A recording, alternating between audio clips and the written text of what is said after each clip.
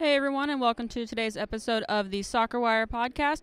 We're coming to you live from the Baltimore Convention Center at the United Soccer Coaches Convention. We're coming to you from the Jefferson Cup booth. It is Friday, January 17th, 2020. I'm producer and editor Bridget Baker, and I'm joined by SoccerWire founder Chris Hummer, the man of many hats. Again, going to call you that because there is pretty much no better way to say that. I got hats. Charles Bohm, thank you. At least he's not wearing one of those big blue sombreros. I'm so glad that that company got bought. We're joined today by special guest Steve D'Adamo with the Jefferson Cup.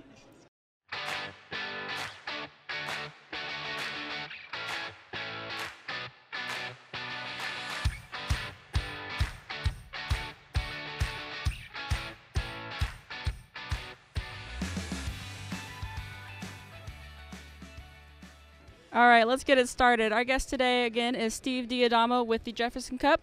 The Jefferson Cup is one of the top-rated youth tournaments in the United States. It's hosted in Richmond, Virginia, and it's entering its 39th year. You've got a great booth set up here at the convention. I'm sure you've had lots of people stopping by, a busy man. So thank you for taking the time to join us. We're thrilled to have you on today. We're glad to be here, and we're glad that you guys are here at our booth. It's a fun time always at the convention.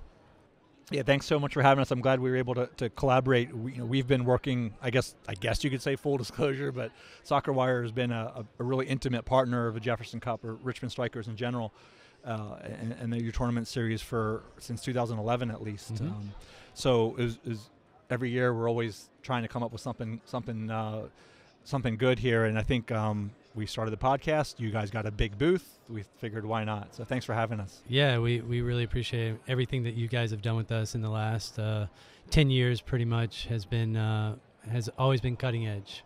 We've always tried to, make things the best that we can and to keep everybody on their toes. And I think we've done a good job. So we're always excited to do things with you. So let's just for listeners that might not be maybe east of the Mississippi or so the Jefferson Cup is the prestigious long-standing 38 years we talked about 1981, correct? 1981. Yep, 1981.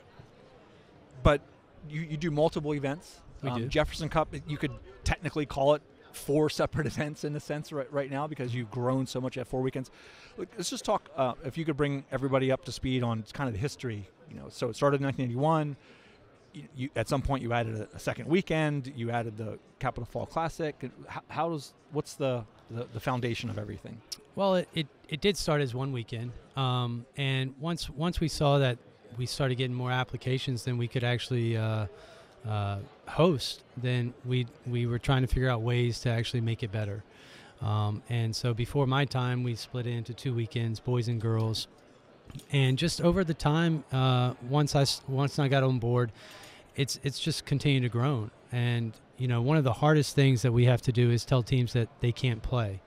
And so we always try to find ways to make them have the opportunity to play. And so we created the qualifier for those teams that don't think that they have a good resume, and that's part of the Capital Fall Classic, and that kind of grew that a little bit more.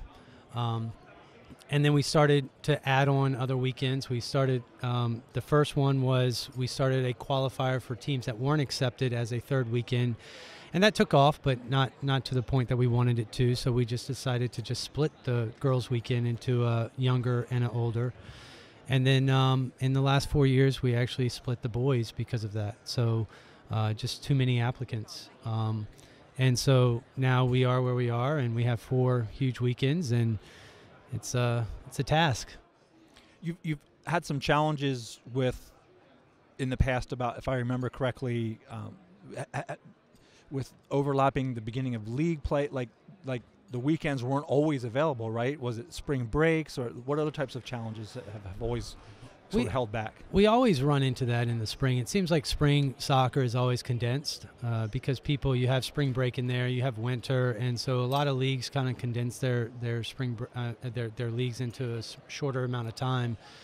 And so everybody's trying to figure out when is a good time to fit in everything else. State Cups. I know we still have a lot of Florida teams can't participate because they're in the first rounds of the State Cups. So we're always continuing to do that. The ECNL is since they play in different states with different high school leagues, that's always an issue with trying to figure out when they can have the availability to come and participate. So I think that there's always, the changing landscape is always creating new issues, but solving others as we go forward. But you're done in March, right? We're not going to start expanding. No, Okay. no, we cannot go beyond March. And you stagger the showcase weekends. If the older age groups are the showcases. Yes. Yeah. So you just is it to give the fields a rest? Is there other reasons? So the girls is the third weekend and the boys are the fourth weekend. We don't. There's not really much break in between, but we do save some of our better facilities, like the West Creek facility. We don't use that during the younger weekends, mainly to save it, but also we have other facilities that we can use. That's a great facility for recruiting. A lot of coaches like it because it's 10 fields basically on top of each other.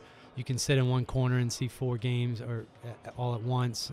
They love it. It's a really good venue for us. That's certainly, if you've never been, the first time you go to the showcase weekends, it's certainly obvious at events like Jefferson Cup that there's just this throng of college coaches. Can you talk about how that's grown over the time? How do you attract them? You guys always feed them. There's like a hospitality part to it, but so that might just be helping them do their job better so they don't have to leave to eat and that sort of thing. But the number of college coaches that you can get to come scout clearly dictates in some way the success you have of attracting college hopeful teams, right? Yeah, and it's the chicken or the egg. We always debate whether you bring in good teams because the coaches are there or the coaches are there because we bring in good teams. And, we don't really know the answer to that. We do love the college coaches coming in.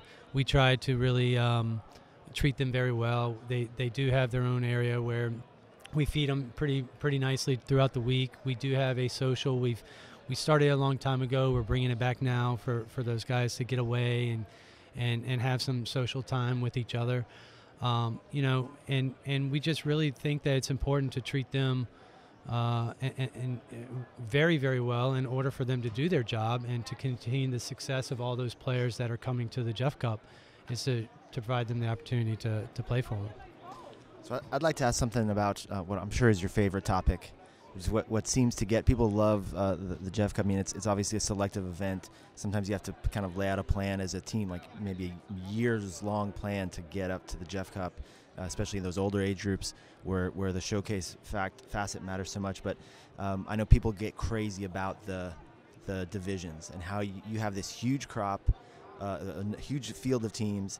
You have all these fields. You have this what must be incredibly complicated logistical problem, and then you've got to tell people, you're in this division and you wanted to be in this one. All right, can you give a little window into the inside of that? Well, I think everybody wants to be, especially with the Jefferson Cup, everybody wants to play the best teams. So, I had a conversation earlier at the convention with someone else about how, those teams, they you got to have confidence to be at that level, and so it's to be expected that all these teams want to be placed in the championship group.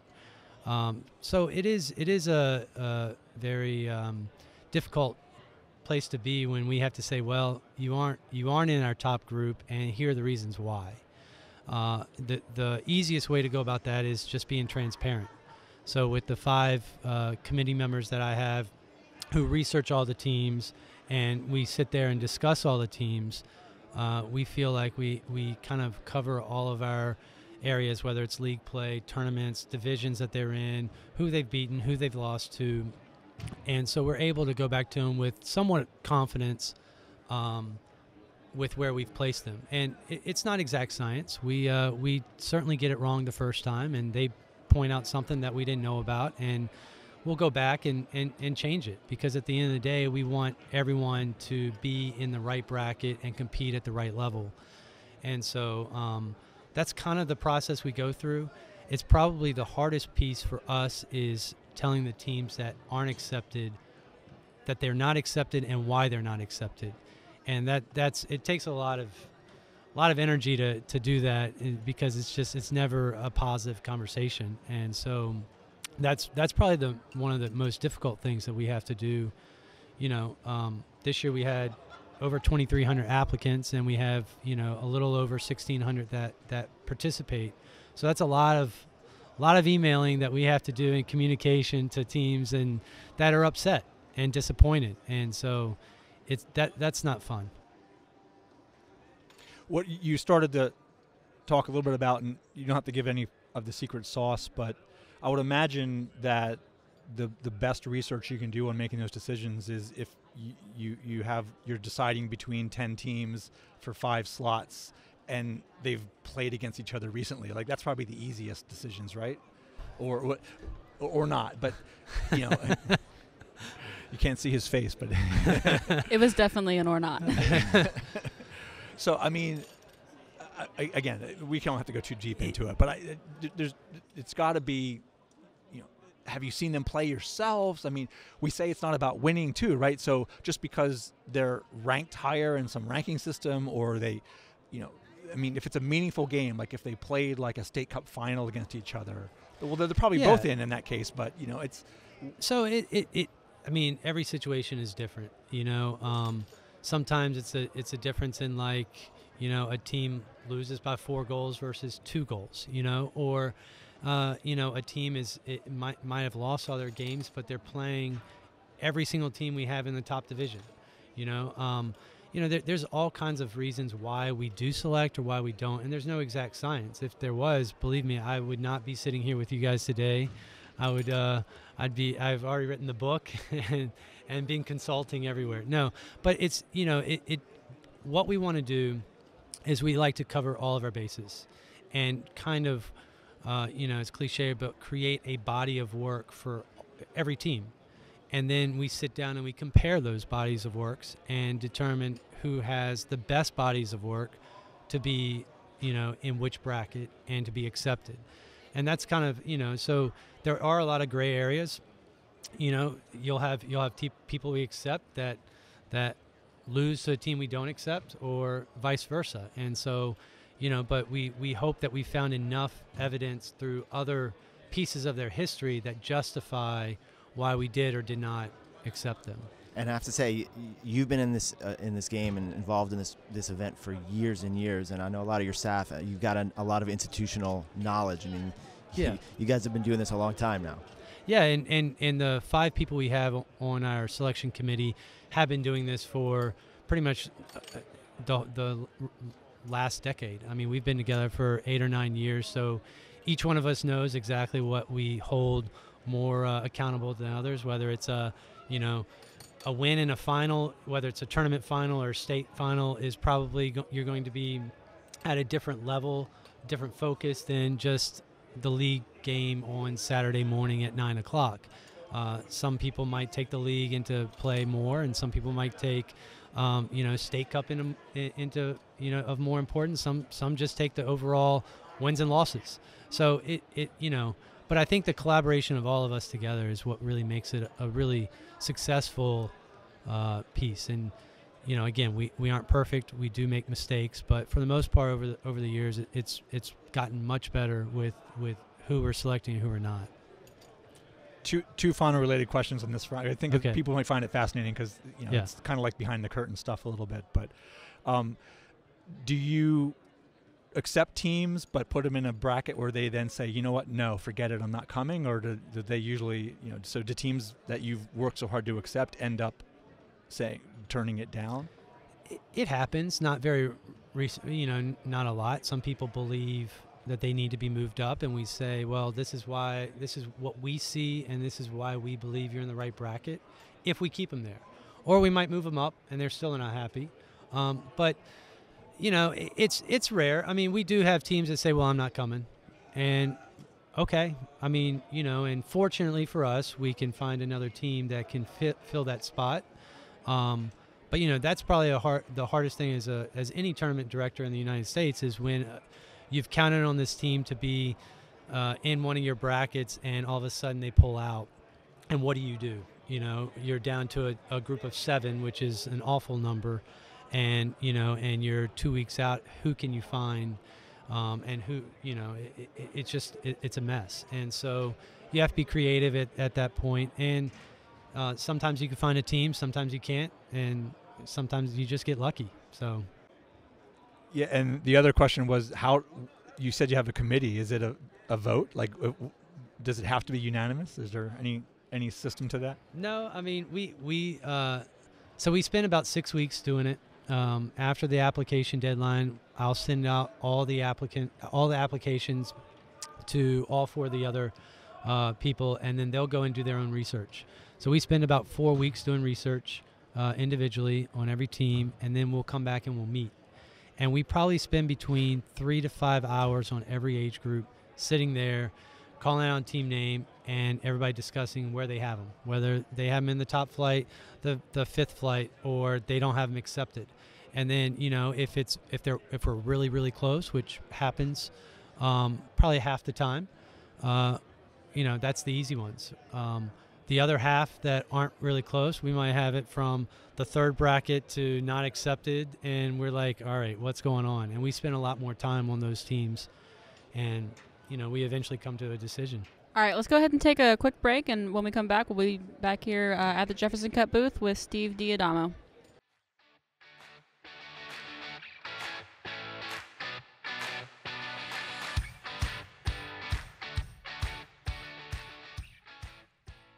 SoccerWire is the place for prospective recruits to list themselves and promote their profile to thousands of daily readers, including college coaches, scouts, and more. All recruits can list themselves for life for a small one-time fee. Already committed? Congratulations! All commitments can be reported for free and are included in our nationwide soccer recruiting and tournament wire to over 65,000 people each Thursday. Visit SoccerWire.com to create your player profile today.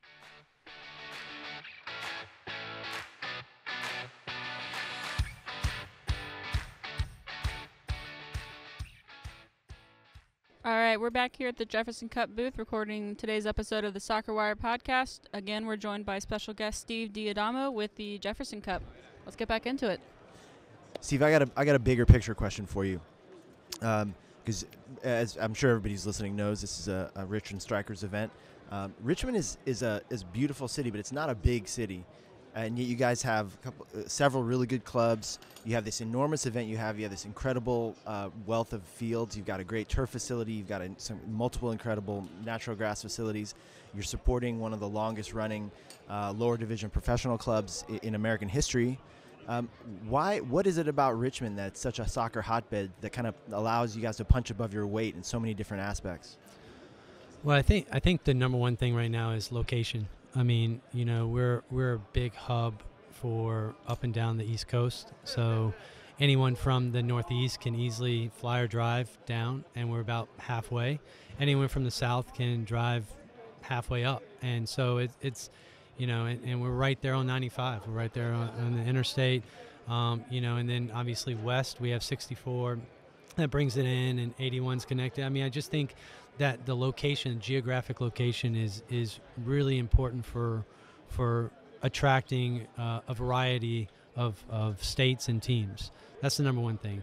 I think it's a small community as well. Obviously, just like you said, we've had the Richmond Kickers there for forever, the pro team, and it kind of just builds on itself. And there's a lot of sport tourism support around. It's taken a while.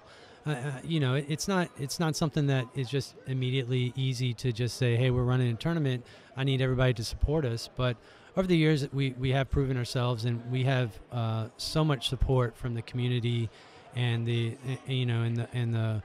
counties around us that it really makes it much easier for us to really do what we want to do, and that's to really hold a top event. We're still expanding, not necessarily in teams, but because of our event, we're seeing a lot more like hotels being built in Richmond, which obviously helps us. So there is a lot of support, and obviously we've had some communities or some counties build more athletic fields for us, turf fields for us. So, all that just shows that what we have is really special for Richmond, and it's an incredible community event. I think it's also a pretty safe climate. It's hard. There's so many March tournaments that are, just an hour north of you, basically from DC north, that the cancellation rate or the reduction of number of teams, to turf-only fields type of a rate. So, and you mentioned West Creek before, 10 fields all in one place. It's natural grass. It's beautiful. Yes. You guys spent a bunch of money on the fields, draining them a couple of years ago to enable even more play. So I think it's that climate where you can keep some Bermuda grass growing and so forth too. So that I think that has a lot to do with it. Yeah, and it's still hard. I mean, we still get weather. I mean, we aren't going to go through the month of March without having some kind of weather issue from our end. Not necessarily from the players' perspective, but from our end, there'll be something, because you can't go through a whole month anywhere in the country and not have some night that's going to rain an inch, or in March we might get snow. I mean, there's things that happen that, and we think we're in a place now with where we plan for our fields and everything else that we're able to account for some of that, and we're able to alleviate some of that. We've had rain issues in the past where we've had to shut down West Creek, and we've still had every team play all their games. So, every year's different. I'm hoping it's not going to be that way this year. Knock on wood, exactly. Yeah, now that we mentioned it, you're toast. Yeah, I know. Appreciate that. Jinx is on now. The jinx is on. So no, what I gotta say though, we can say that because all the teams are already applied. Yeah. I've been on site in past years when you guys get the dice breaks against you, and you've had ice storms, you've had torrential rain, snowstorms, you name it, and this dance of logistics that you guys are able to pull off in like a 24-hour window, sometimes smaller, to move stuff around, to get games on turf, to compact the schedule, whatever it is you need to do. It's like, I know it's I'm sure you sleep really well for weeks after.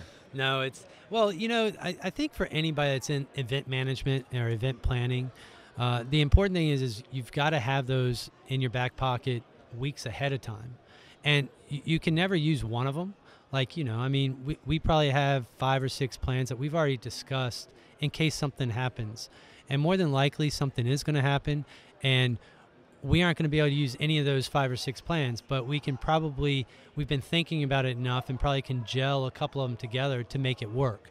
And I think that's kind of, when you're holding a live event like that, that's kind of, you need to do the pre-planning, and that's when we don't sleep, because you have to think about what's going to happen, and then once the event comes, that's when hopefully I can get some rest. So that's interesting. Do you actually take the time to build what if schedules, like if West Creek's closed then, or is it? It's not so much a specific schedule. Like, I'm not saying if West Creek is closed, all these teams are going to play X, Y, and Z at this time, but we do say, all right, well, what happens if we have 10 fields that close?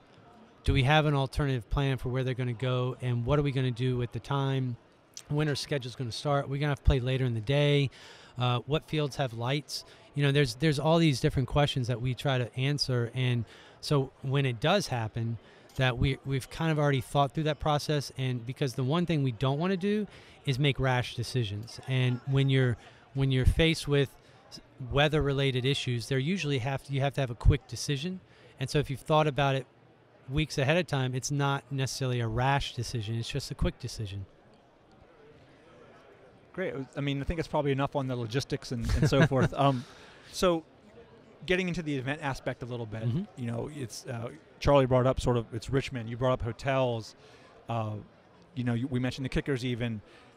You guys have, I don't know if it's pioneered is the right word, but because of the time of year, you've been able to host college games at the same time. Have you done like basically events within the event? I mean, you've got how many thousands of like, is there like 10,000 parents, coaches, and players per weekend? What's the number there? Yeah, I think overall it's between 30 and 40,000 over the month. So about probably 10,000 a weekend. Right. So you've got 10,000 people that probably 70-80% of which aren't from anywhere within an hour's drive or more. In a sense, you've got a captive audience. We do, and I think that's important. I mean, I'm glad you brought it up because, you do have to figure out it's not just about the soccer, although everybody that's coming, it is about the soccer, but it's about them having a great experience. And so any way that we can build on that, we try. So doing the College Coaches Social is a great experience for the college coaches. The college games that we do is just something that we can provide. That kind of started back when we had coaches that were coming down anyway, and they had to get some games in, and they're like, well, what if we just play? And so it just kind of evolved. We've actually had some women's exhibition games at City Stadium. We've had the kickers play on a boys' weekend at the event. So, anything that we can kind of do to just give them another opportunity to be entranced into the event and can walk away thinking, I remember it, then we've done our job. How about anything for referees? Do they take advantage of? They do. They do have their DA comes in and does some clinics throughout the weekend. They do have some socials that they do. I think that's the other piece that we really haven't talked about when we talk about the 4 pillars is quality competition, quality fields, quality organization, and then quality referees. And a lot of the referees that we get, it's because they're attracted because of what the referees. Now we don't necessarily put that on for them. They come in and they do a lot of it themselves. But that's how they get most of those high referees. And I mean, we have referees coming in from outside the country. We have, I think in a couple years ago I looked, I think it was 2 years ago I looked, and we had over 25 states that had a referee representing them. So it's almost like the soccer teams when all these refs want to come in and do the same thing, which is kind of cool. And it's kind of unique. And when you start talking to some of the referees about where they're from and some of the stories they've had and what players they've seen as youth referees, those are stories within itself. And you've got a pretty good alumni list, I think, probably, but not just players, but referees, coaches, people. Oh yeah, cut their teeth and then move on to higher levels. Absolutely, we love that. So, are there any teams that you want that don't like? Where does your marketing focus? I mean, we talk so much about teams you turn away. You're probably still got a couple of bogeys out there, that clubs that just for some reason don't put it in their cycle to come east. Yeah, and a lot of it is our West Coast teams. And, they do have the player showcase that is, around that same time. And, just like some of the East Coast teams, they would rather come to us because it's local. It costs less. They're comfortable with it. And so it's just, that's how it is. I mean, we try to market the Midwest and the West quite a bit. I think we've started to get a lot more Texas teams in and Illinois teams. So the Midwest is starting to recognize it a little bit. And we still get teams from California. It's just not a lot. And, and we'll never get all of those. I mean, it's not a perfect thing. And we just continue to, just like any other event, we just try to market to them. And hopefully once they come, they'll realize what it is and they'll want to come back. And that's kind of our approach to it. I've had some interesting conversations with out-of-state coaches in the past years, and they say, well, look, I mean, this isn't necessarily in our region, but we got kids that want to go to school on the East Coast, right, and we know this is where the coaches are for those schools. And that's probably a lot of it. I think the teams we talk to from like California, they don't come because it's the Jefferson Cup. They come because at the older ages, because they have a lot of interest in some of the ACC schools and Big East schools and the East Coast, because, I mean, we're just inundated with so many different caliber schools. I mean, not just Division I, but all the way down to Division III and Division IIs. And we're in a great place to bring all those coaches together. And so that's a lot of it at the older ages is making sure they have the right fit for their team. So one of the aspects I didn't want to leave out is on the marketing side. And speaking of the West Coast, I mean, the Strikers have been putting a booth in this convention now. This is the 9th or 10th year, even when it was in LA. Are you going? I assume you're going to just keep that going. What's the value proposition to? You're one of the few tournaments that comes to this show. It's always a crapshoot, really. I think it's a way for us to just continue to have our name out there. I know, when we talk with SoccerWire and always, there's down times, and there's times when you still want to be mentioned even though you aren't around or you aren't prevalent at that month or in that time. And this is not necessarily the best time to have a booth because our applications are done with, but it still just puts it in the back of everybody's mind. Like this week we have acceptances posting, and it's just a good time to just have it there, and hopefully they'll remember come September to apply, or June or December, whenever they get around to it. So you mentioned SoccerWire, so I'll jump into this Mm-hmm. last part. We were talking off there a little bit about, we've been covering the event in a lot of ways. I really think that we sort of pioneered some of the way that Mm-hmm. an event could be covered. I mean, 10 years ago, what was Twitter and so on Right, and so forth. right. So, but we were just thinking about the numbers of reporters who have cut their teeth, their soccer teeth, at the event. Charlie works with them every day in the professional realm, but the people that we've had come spend a day or two or three, some of them don't last more than 2 days, It's a grind. to be on a sideline, and there's so much. It's so much different than going to even a U.S. national team game, as a reporter, where your job is to prepare, to understand, to watch the game, analyze the game, write a recap, go to the press conference afterwards, and then you go home, and that's just one game. Yeah. You get down to some of these games, and there's so much excitement going on. So, I mean, I don't know if we need to go through a name roll. So here's just a quick off the top of my head, shout out Roger Gonzalez, now with CBS Sports, running their soccer silo. Travis Clark, who's now a youth soccer legend. Total Soccer Show guys. Mm-hmm. They're Richmond natives as well, and they've been out to Jeff Cup and spent some time. Jason Davis, now on Sirius XM. So it's a pretty good stable. And guys and girls, you're all welcome to come back.